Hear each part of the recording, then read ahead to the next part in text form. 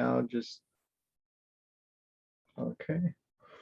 So this breakout room is just a discussion about youth-led, how to try and make your units youth-led, or if your units are youth-led, I definitely want your input in how you guys have accomplished that. So just a little introduction on myself. My name is Brian Tadal.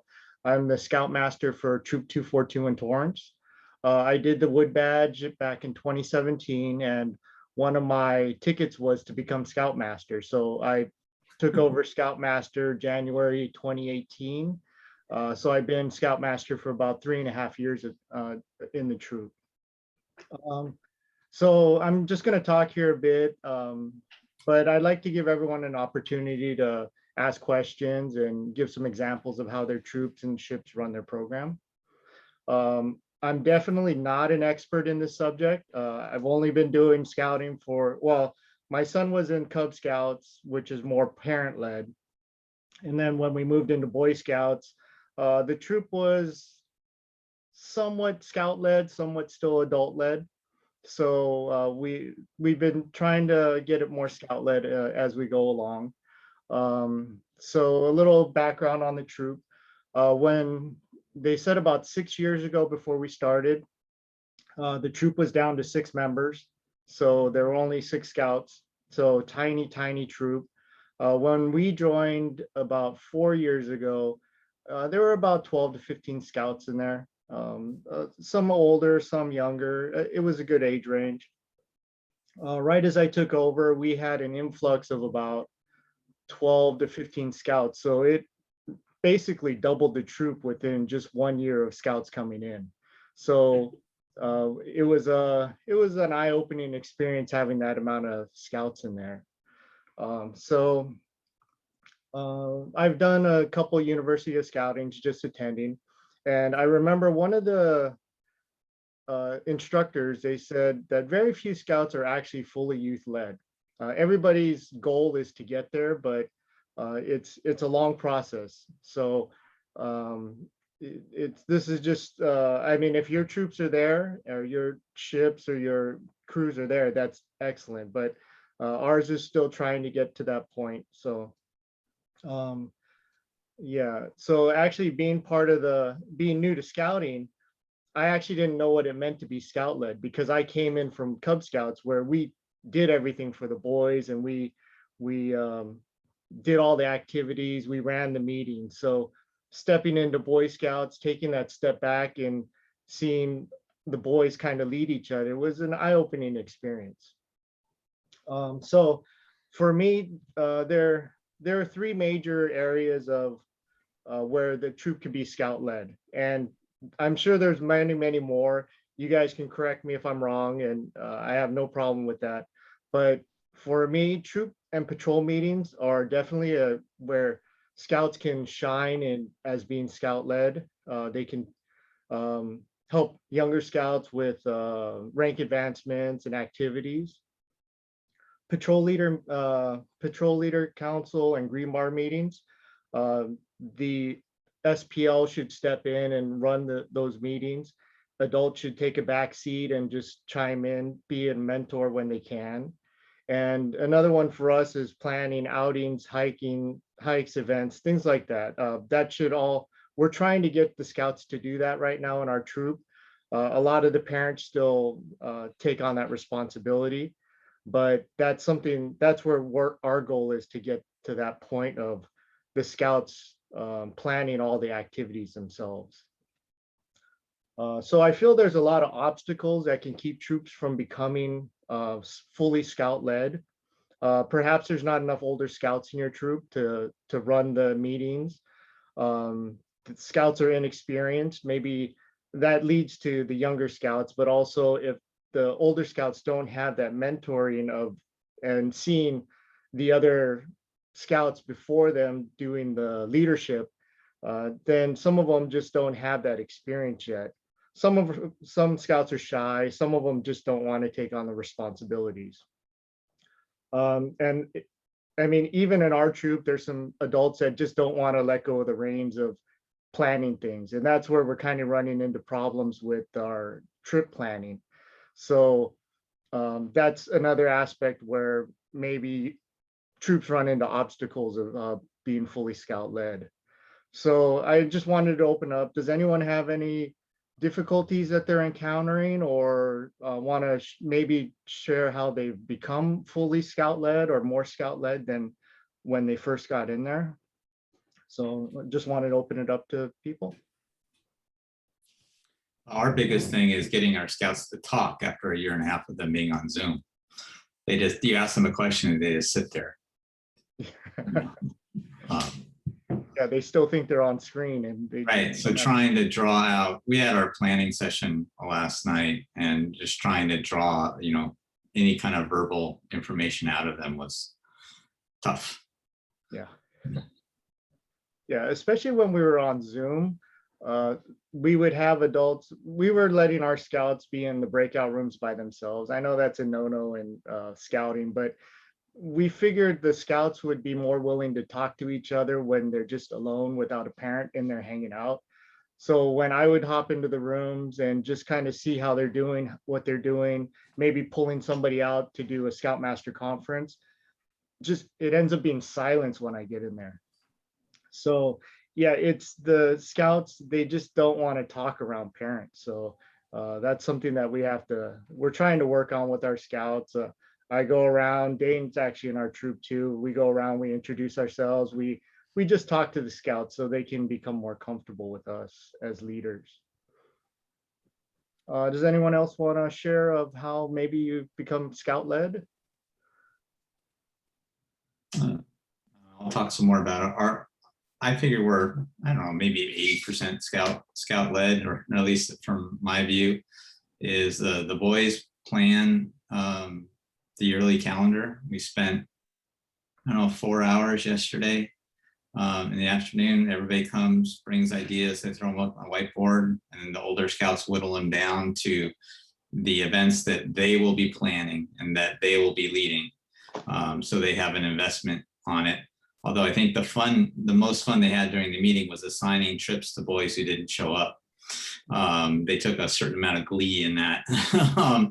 But anybody over first class was fair game. And they were like, we're here, they're not, so they can plan that backpack, and rather than me.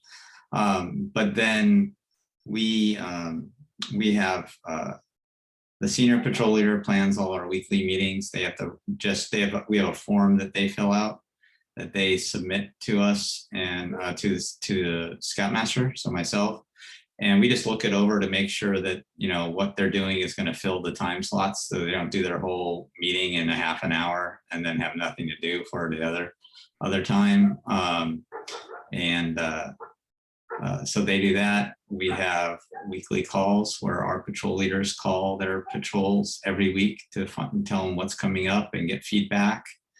Then they turn that into me. I try as much as possible to stay in the background and live with the don't ask me a question unless you've asked your patrol leader first method. It doesn't always work. Sometimes you have to say it 8 times to the same scout before they kind of get a clue of what's going on. But overall, if you give them a basic outline to follow, you can kind of let them go. We had summer camp this year, and you had to do those camp projects. I asked my senior patrol leader, I said, do you have a project every day lined up? And he says, I have them for the first 3 days, and then we'll figure out what else we need. And I said, okay, I'll see what you build. And I didn't ask him about it. I didn't help him. I just said, 3 times up here, it's got to be done by the time we go to dinner. and then I stayed out of it, and the adults built our own. So they saw us working on our archway, and they had their archway, and they did a really good job. Yeah, that's great. Thanks for sharing. Anybody else want to share? Sorry, Brian, can I just jump in real quick? Sure. So Brian, John was the one I mentioned about having the SPL call downward, right? Call his PLs about the meetings and all that stuff. John, I absolutely love that idea, because boys, yeah, they don't like picking up a phone and have a conversation. My patrol leaders hate it. They hate it. Right. And they're like, why are you making me do this? I'm like, because you guys can't talk on a phone. Yeah, I think And when that's you why we're mentioned, training you. So when you get to your Eagle project, you can call somebody and ask them questions. yes, absolutely. I totally like what you're doing there. And I mean, that just, when I heard you kind of talk about that a few meetings ago, I was just like, that's awesome. That is a great thing to do for your boys. So great I job. will say though that the senior patrol leader doesn't call his patrols. He sends out an email with two pieces of paper. One is a Word doc that has information on all the stuff that we asked the boys to read to their patrol members. And the other is a Excel document so they can put in the feedback that they get. Are they going on a trip? Is a parent coming? Can they drive? What requirements do they need for next rank? Stuff like that. When the senior patrol leader calls is when the patrol leaders haven't gotten their responses back to him by the deadline. And then they have to call their patrol leaders to goose them. And if the patrol leader still doesn't do them, then the senior patrol leader has to call every scout that was not contacted. And I'm going to use a vernacular, shit rolls downhill at that point, because the senior patrol leader does not like to do that. Oh, that's fantastic. And thanks for correcting me on that. No problem. Yeah, thanks. So actually one of the things that I suggested to our SPL is in our green bar meetings, a lot of the patrol leaders, probably because they're new, they don't like to talk. They don't like to chime in on activities. So I suggested to our senior patrol leader, make things very difficult for the patrol leaders.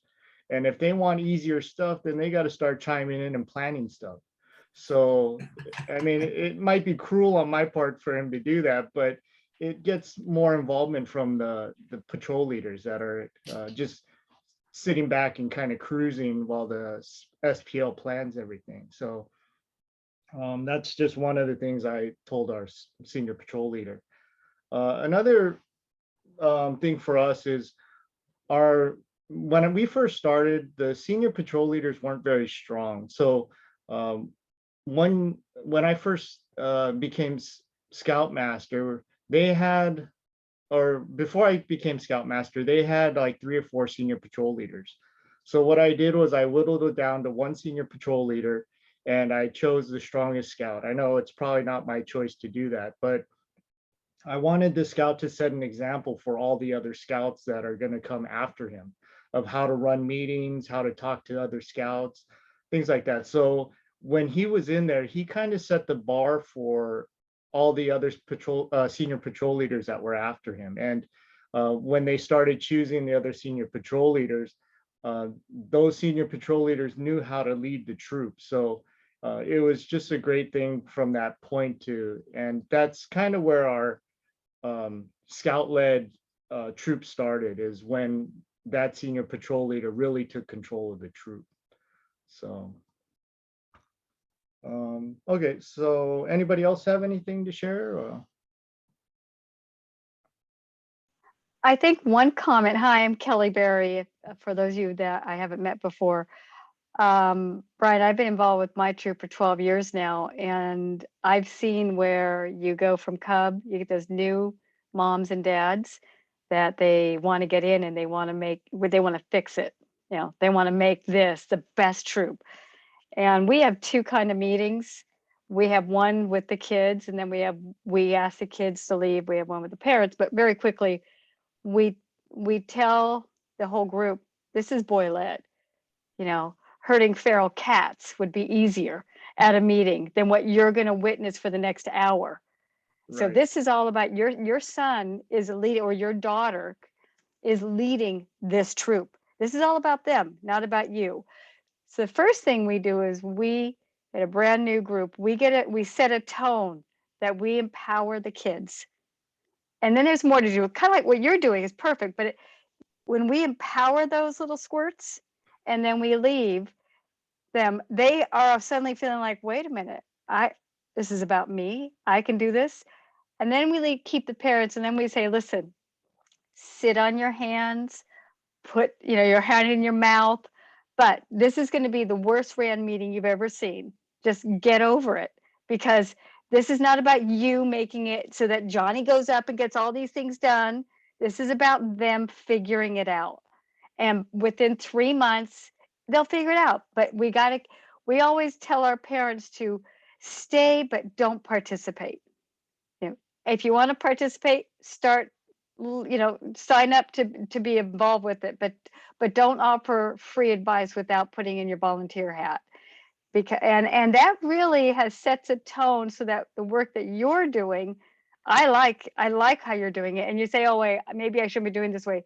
Sounds like you're doing everything right to empower them, because some kids don't want to, they're the betas, and some of those betas become alphas, and you're just helping them with that. So that's the only difference I see with our troop. We just set a tone a little bit ahead of time. Oh yeah, that's great. Yeah. We actually had to do that. We went on a camp out, and the mothers were hovering around the new scouts while they were cooking. Helicopter Why do parents, they yeah. do that? Others and yeah, at a summer camp, I've had a couple of those, and I'm basically said, you're allowed to see your son at breakfast, lunch, and dinner.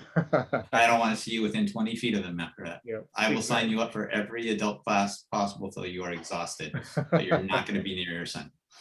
If he doesn't go to class, he doesn't go to class. Yep, exactly. If he doesn't change his clothes, if he looks dirty Yeah. or filthy, let him. Yep, Yeah. exactly. I would, when my son would come home from those trips where he wore the same underwear, the same socks, whatever, I made him do his entire laundry. He said, Mom, but I didn't wear them. I said, yeah, but you threw the dirty stuff in with the clean stuff, so you might as well wear it. And I'd make him do his laundry at the end of every week. Yeah, it was in the bag, so it's dirty, period. Yep. Yep, exactly. So am I coming through? I guess I'm not. Yes, I am. Hey, so Brian or John Paulson, how often do you elect new patrol leaders and or SPLs? We do yearly. We only have 25 boys, so it really depends on the amount of boys in the proper rank position that can take it on. But usually it's yearly because of our age bracket, and it really takes that long for a boy to hit their stride. If you're swapping out, 3 months to 6 months, they're still a little lost at month 4. At month 6, they're really getting into it. When I do my Scoutmasters conference, one of the questions I ask the boys is, who do you look up to in scouting? And 90% of them say they're a patrol leader. And then I say, well, why? What do they do good? And they sit there and I make them answer. And then I said, well, what can they do better? And the point is to have them think about these things, so when it's their turn, they can avoid whatever they was doing bad and maybe play off whatever he was doing good. But I've just found that having that length of time, and it's worked well for us. We've never had anybody not get a leadership position for rank. And then we have some boys that just do not want to be a patrol leader. Then the next question is, do you guys do the ILST program every year with your new crop of leaders? Yes, we do. Right. So I think that's really an important thing, which I know our troop is struggling with to really adopt. But the new patrol leaders may not have ever done it before, and they're now in a new environment with other patrol leaders and the SPL as part of the PLC, and it's a new dynamic. And so it's really important to do that leader training. We actually do it for every scout in the PLC, regardless of if they're a patrol leader or not. So they've usually sat in at least once before they become a patrol leader. Right. So that is really an important tool, because otherwise, like you said, they may never figure it out. And what's worse than that is the new scout that happens to have that guy as patrol leader, he or she, they don't get a program either. Yeah. So, And we always make sure that at least several times a year, the assistant patrol leader is running their patrol meetings, and they have to submit patrol leader plans to the senior patrol leader, and more responsibility that way as well. But that way they get a little bit of practice in beforehand, so it's not a great big mystery. you come up to speed a lot faster when you're trained than when you figure it out. Yeah, we have a gentleman in our troop that actually was doing corporate training. So he runs our youth training for us. We usually do it during summertime for an entire Saturday. We have all the patrol leaders, and what he does is he brings the ones that have done it multiple times to actually come in and do the teaching of the certain subjects within the training. So it gets them in front of the other scouts, gets them public speaking or group speaking skills, but it also reinforces what they know because they have to regurgitate what they've already learned. So Yeah, when I can, I try to have the previous SPL lead that session. right, That's part of the edge technique, right? exactly, yeah. So, Okay, so as you all know, scouts learn from other scouts. Older scouts teach newer scouts. So one of the big things in my troop is for scouts to be observant. It's not only for safety, but it's also for them to learn from other scouts. If they're kind of walking around just with their heads in the clouds, they don't see how leaders are leading, and they don't see how older scouts are running activities. So I really send out messages, and I really tell our scouts, you guys got to be observant. You guys got to know what's around you, see what's successful and see what isn't successful, and learn from both of them. So that's something that is a real big push in our troop. It's a life skill that I think a lot of the scouts really need, is just to be observant. So how does your troop set your scouts to succeed as leaders? What do you have in place that will help leaders lead to the best of their abilities? Do you guys have any ideas or any comments about maybe some? I mean, John's given us a lot of examples of how he's given the stuff that he uses to have his scouts succeed. So does anybody else have any ideas or any plans? Oh, actually, I would like to chime in. I'm Nicholas from Troop 378. I have a question for all the troops. What leadership positions in your PLCs does your scouts get to lead in? It What? should be all of them. Yeah. So senior patrol leader leads the meetings, leads the PLCs, and then the patrol leaders, they lead their patrols. We have instructor positions that actually lead activities we have a first aid instructor, hiking, backpacking. So they lead their activities that they create for just troop activities. So things like that. Does that answer you, Nicholas, or was that? Oh yeah, I noticed that there's no other scout roundtable representatives. Why is that? In all your patrols? Oh, here? Yeah. I mean, there's rarely a scout in any of these. For me, it's I have put enough on my scouts with our weekly planning and the forms they have to do and the calls that I don't want to take one more night from them, especially when school starts up. So I try to leave Okay. for them. What about webmaster? Because when I was webmaster for 2 terms, I barely saw any scouts and other troops in Galact. Yeah, webmaster for us is I mean, we do have our website that we use to send information out, keep pictures of, but yeah, I don't even think we have a webmaster right now in our troop. So, Oh, why ours is that? Yeah, ours is on pause because our website got hacked with ransomware. So oh, wow. all Oh, we have is a page. While we rebuild. Yeah, we just don't have enough scouts right now to actually fill up all this different positions. We can have them double up. Actually, one is a den chief and a scribe, so that type of double up. But yeah, otherwise, usually just one position per scout. So. Yeah, we have a scribe, we have a chaplain's aide, a bugler, and the chaplain's aide, you know, he has responsibilities at different meetings and different trips, planning scout zones and benedictions and invocations. And the scribe takes notes at the PLCs and is in charge of doing the sign-ins at all the meetings and also the uniform inspections.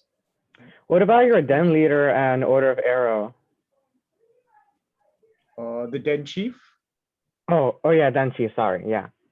Yeah, Cub Scouts hasn't really picked up in our area yet.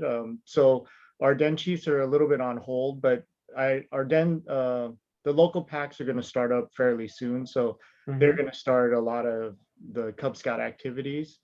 Order of the Arrow, we haven't actually started that program yet. So Why we is don't- that? We don't have it either. yeah, I think lack of interest. I'd like our boys to be in it, but it's just nobody's really expressed any interest in it. I mean, that's a common thread, right? In order to be successful in a position of responsibility, whether it's webmaster or scribe or quartermaster or OA representative or patrol leader, you have to have a scout that is interested in that area and willing to take on the responsibilities that are pretty well defined in the National Scouting documentation, and to do that for the term of service that's necessary to meet the rank requirements and to satisfy whatever performance criteria are set by the scoutmaster or by the assistant scoutmaster that gives them that assignment. And so if there isn't a scout that is interested in a position, either because there's not a need, because there's not a cub pack, or because there's not an interest in learning how to be a webmaster, then you have to sort of let that position go vacant. Oh yeah, speaking of that, how does each of your troop elect?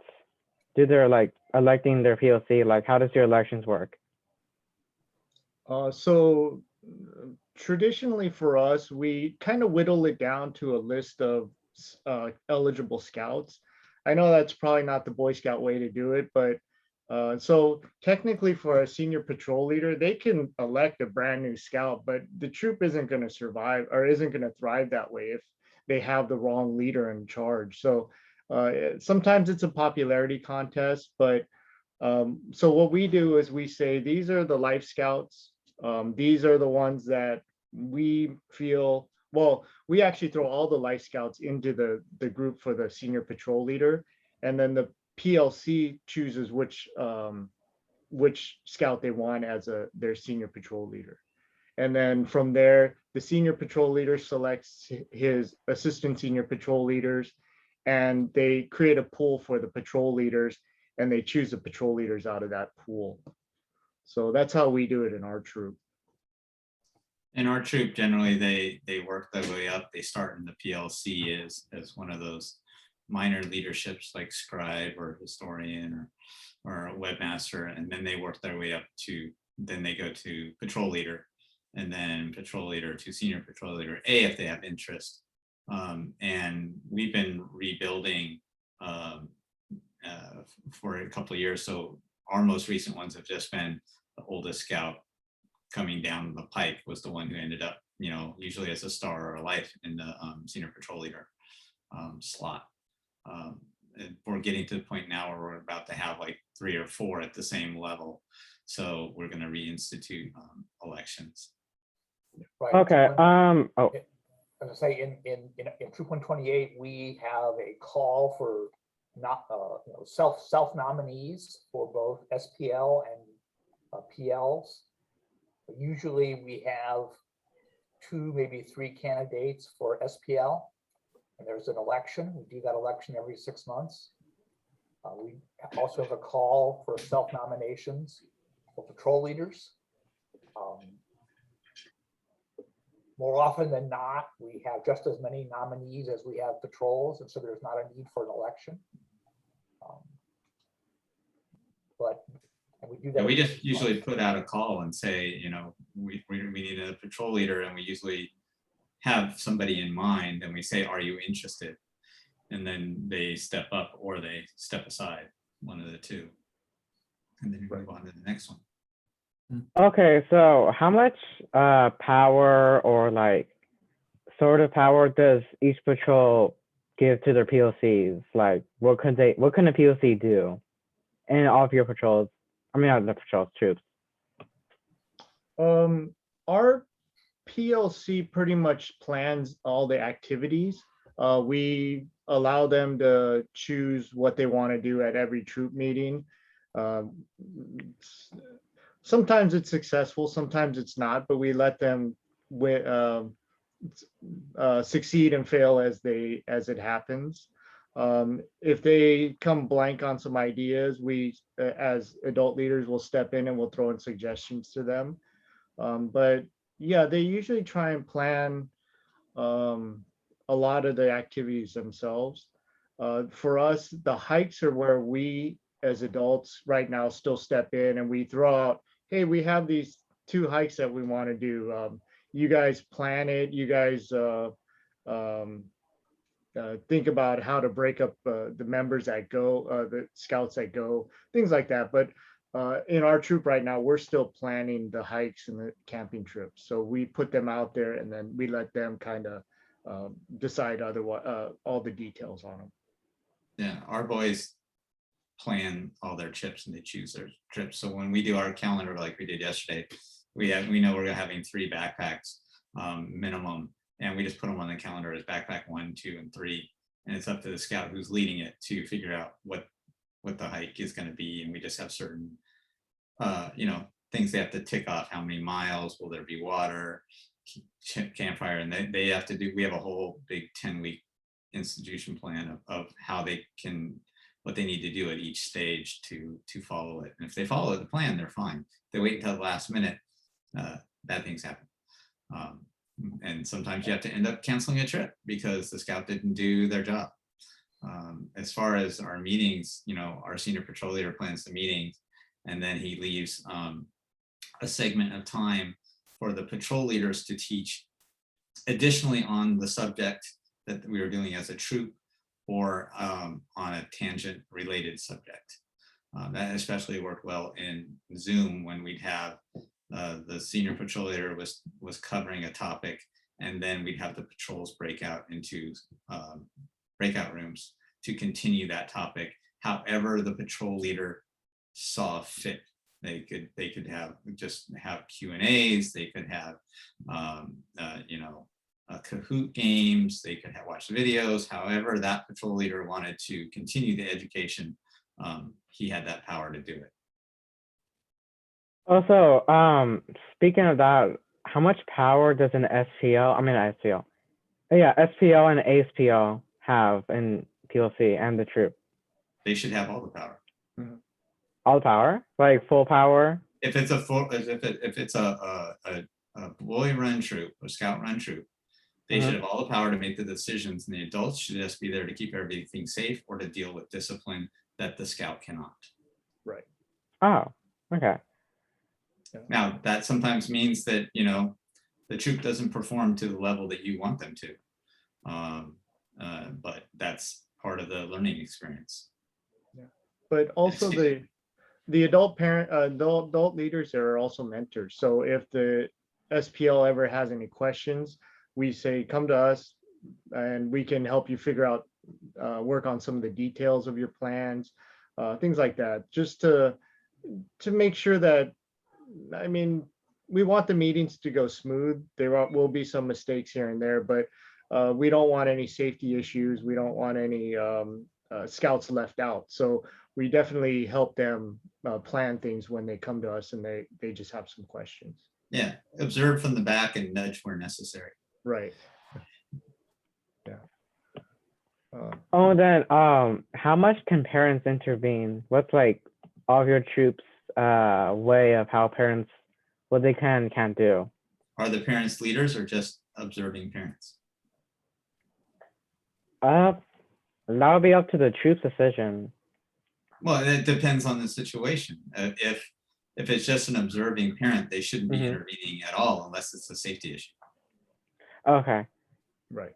And then, what were you gonna say? Oh, yeah, for our troop, we have a lot of parents that just hang around and talk, but if they ever notice anything like anything dangerous that the scouts are doing, they'll usually come to me and tell me, but if it's an immediate danger, we give them authority to step in and say, hey, stop doing that. Say boys are starting to throw fists. they would run Mhm. over. I mean, we would see it too, but they would run over, they would stop it. So never happened on our troop, but just I was gonna say harsh troop, man. yeah, but if they ever saw anything like that that was extremely dangerous, we would give them permission to step in. But normal parents not in leadership capacity should not be interrupting patrol or Mhm. troop activities. Right, And leaders shouldn't be either. right. And then, how's each of everyone's troops' relationship with the charter org? Fine. We actually have a really good relationship because Dane is our unit commissioner. So he's our liaison with the district. And so if I have any questions, I mean, any troop that has any questions can go to Dane, but he's always in our meeting, so I can just talk to him directly. So Ours stays out of our way and just lets the troop run itself. And then, how's everyone's troops' relationship with Galact? kind of same We're here. question. Yeah. Yeah. Yeah. And then, I might make a survey soon for having a good foundation for a troop in Galact. So what would you recommend for a good foundation of a troop? What do you mean by a foundation? Like how troops should be run, like from scouts to parents to leaders.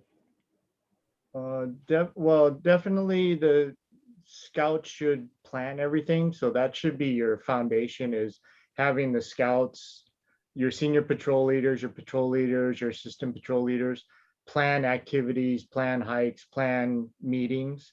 Then the adult leaders should take a step back and just be there for advice but they shouldn't be planning. The way a Boy Scout troop should work is that scouts should be planning everything, but I mean, it's not always the case. A lot of times parents have to throw out ideas for the scouts just so that, like I said, people don't get forgotten, opportunities don't get missed for certain activities. So there are times when I'll step in and I'll throw out ideas to our scouts, but I don't really plan everything, or I don't plan everything for them. So that should be kind of your foundation is. So, Yeah. so I Nicholas, tell our parents that it's scout run, leader observed, and parent supported. Right. yeah, Nicholas, if you search on the internet, you'll find, first of all, the introductory to leadership skills for troops, ILST material that talks about the PL and the SPL. You'll find that there's a Scoutmaster or troop leader guidebook or Scoutmaster handbook. And you'll also find that there's a troop committee guidebook. And all three of those sort of interact together to describe what the should be. Right. So I don't think any of us would tell you that our troops run perfectly to all of those, because there's always room for improvement. But I think National BSA does a pretty good job of setting expectations for what and how a troop should run. And I don't know if as a youth, but there's at least 50 training modules, well, maybe it's only 30 training modules that are available for adult leaders to train to be troop committee members, troop committee chairmen, scout masters, assistant scout masters, charter org reps. But I don't know whether any of those are visible to youth. Hannibal, do you happen to know that? Oh, what? Repeat that, the last part of that question. Are the adult leader training modules that are under My Scouting, are those available to youth to look at? I do not believe so. I think it's position specific, but I can check and find out. Yeah, so I will tell you that there's lots of modules that many of us have taken a lot of, but I don't think they're available to you, Nicholas, unfortunately. Okay. But those guidebooks are available, and the training is kind of a video version of those guidebooks that I mentioned. Okay. Thank you for sharing. So David, you bring up an interesting point. Should some of those modules be opened up to the youth? Do you think that would be a good thing? I don't know. Okay, I'm just wondering. No, I have never thought about that before Nicholas's question. Yeah. And I was sort of going through my mind all the resources that we Mhm. have, right? Yep. And Nicholas, I'll tell you, these are not the most thrilling and exciting videos you've ever watched on YouTube. You're not supposed to tell him that, David. So Nicholas, thank you for coming. I mean, it's great to have a scout. I assume you're a Mhm. scout in 378. Yeah. Do you have a rank or are you I'm first class right now. first class? Okay, that's great. Yeah, and going back to your original comment, a lot of the scouts that we would probably send aren't as verbal as you, so they wouldn't ask questions, they wouldn't interact. So I'm really Mhm. appreciative that you're actually interacting with us. It's a Oh great yeah, thing. thank you. Yeah, but a lot of the scouts that we would send would just kind of be sitting in the background listening, and Mm-hmm. I mean, they would get information, but I think for a lot of them, in one ear out the other. Whereas you're interactive, you're asking questions. So I think the retention of what we're saying is going to stay with you much more than another scout that would come in. So Oh yeah, thank you very much. Yeah, we met Nicholas a few months ago when we were doing our discussions of troop and pack websites, and he had a lot of ideas about that. yeah, so yeah, you're going to be a great leader in the Boy Scout organization. Thank you. So yeah, so I didn't have much more for the topic. I mean, it was great talking with you, Nicholas, and I don't know if anybody else has anything else that they want to really share. Well, actually, I'm sorry, I do have a couple things. So one of the things that I really wanted to do for our troop is to visit other troops with our seniors, maybe our SPLs, some ASPLs, and see how other troops are run so that we can learn from them. If they come to us, they can kind of see what we do. I mean, it may not all be good, so they might learn the bads of our troop. We might learn some things that they're doing that we don't like. So it'll be a learning experience for us to do that. So I'm gonna try and reach out to some of the other I mean, Dane can help me reach out to some of the other scout masters and find out when their meetings are, and just maybe ask them if we can check out one of their meetings. Kind of like how when we were going around as Cub Scouts, checking out troops and seeing what we liked, what we didn't like. It'll kind of be the same thing. So that's something that I really want to start doing in our troop. Well, Brian, I I'd think be- you have three excellent candidates right here, and Oh, yeah. John, David, and I know Steve is being kind of quiet tonight, but Steve's actually a really great scoutmaster too. So yeah, I think those are Yeah, your thank- to start with.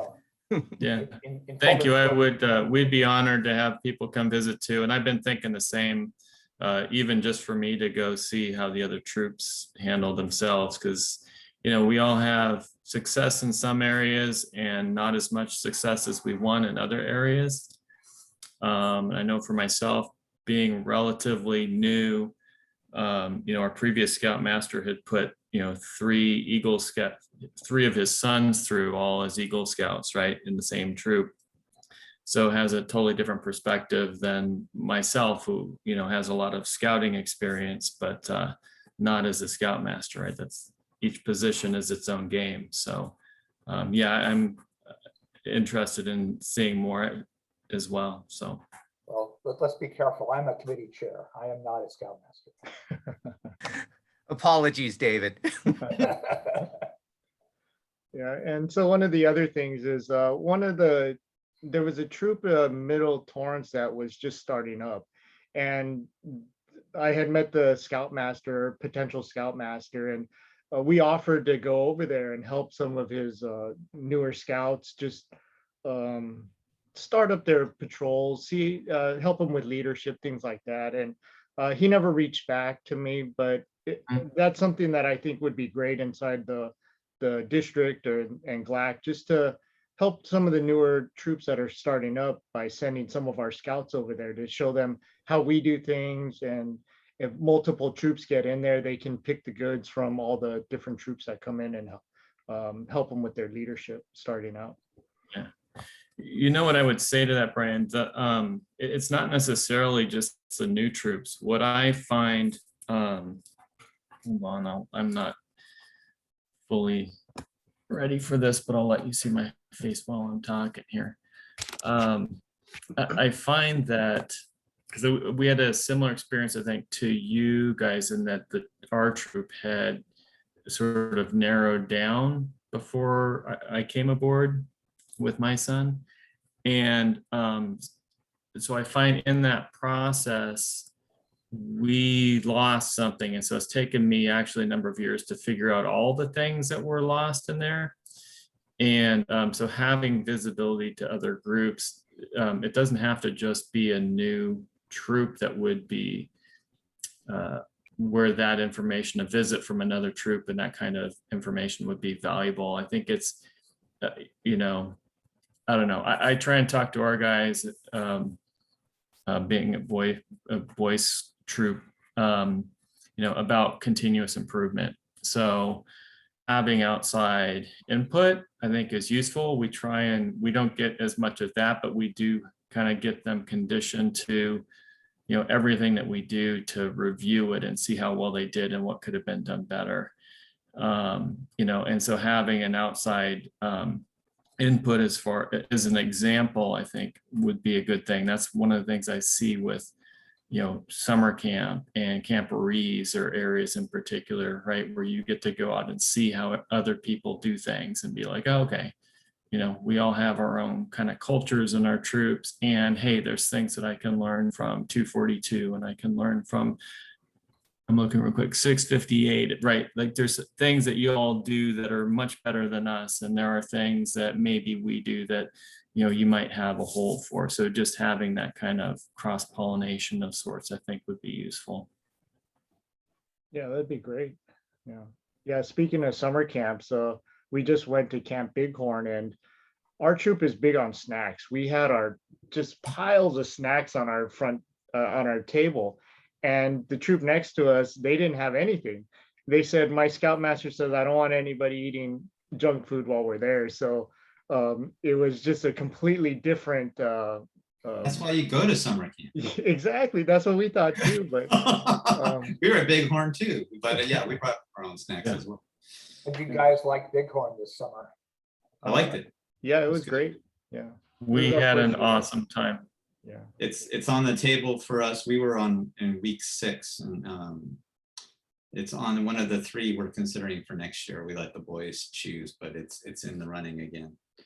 I was hoping to look and see you guys when you were up there, but I had to go one tasting. Yeah, so we were looking at Witsit, Camp Witsit, Camp Cherry Valley, and Camp Bighorn. Yeah, our boys really want to go to Emerald Bay again. It's been about 4 years, so I think that's going to be our next one for next year. So if anybody else has any comments or want to talk about anything, I'll open it up. Yeah, I think you're up against it. I think it's 9:02, Brian, so. Yeah, I want to give a special thanks to Nicholas for coming and starting up some conversation. It was great having you. Yeah. All right, thanks everyone for coming. Gonna log out unless Jeff wants to say. No, just wanted to just say thanks, Brian, for stepping up and leading this. And I've just been been a fly on the wall, and it's been some great discussion. And yeah, I'm just new to a troop myself, so I'm just kind of like taking this all in and just learning. So I mean, this is why we're here. I mean, we all have stuff we can learn from each other, as you guys were all just talking about. So thanks again. Yeah. Great talk. So. All right. Yeah, thanks everybody. Thanks, Brian. Okay, All right. thanks, everyone. Have a good night. Good night. All right. Thank you, everyone. So Brian, I think you can probably stop the recording. Oh, okay. Yeah.